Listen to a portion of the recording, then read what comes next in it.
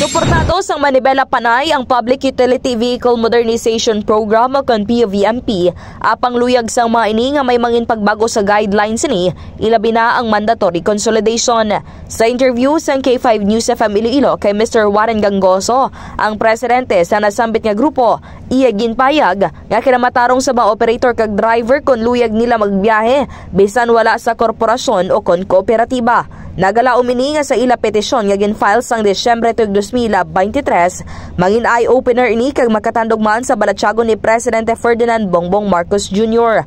Pahayag pa sang natungdan nga madamos ang kooperatiba ang malapit na lang sa bankruptcy kag ang makaluluoy diri amo ang ultimo nga driver kag operator. Kami amuman actually in support man kami sa PUBMP, pero gaayo lang kami nga ang ilang mga pamaagi kasi pwede lang maligwat bala like ning compulsory consolidation. Support gid kami sa PUBMP, pabor gid kami sa modernization. Amo lang na sir, may changes lang sir sa guidelines. May detail lang kami nga ginayo para nga magsige no ang PUBMP kag wala. Balita gikan sa syudad sang Iloilo. Ini si K5 Kim Montaño Kaluyo para sa Kampiyon nga Balita, Serbisyo Publiko kag Kaligawan sa Iloilo.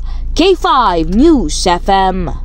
Ang ini nga balita ang ginadulong sa inyo sang DTX Coffee Mix. Himo sa natural nga sangka pareho sang amarkuso, chia seeds, sugared cane extract powder. DTX Coffee Mix. Nakakapi ka na, naka-detox ka pa. DTX Coffee Mix. Mabakal sa mga butika.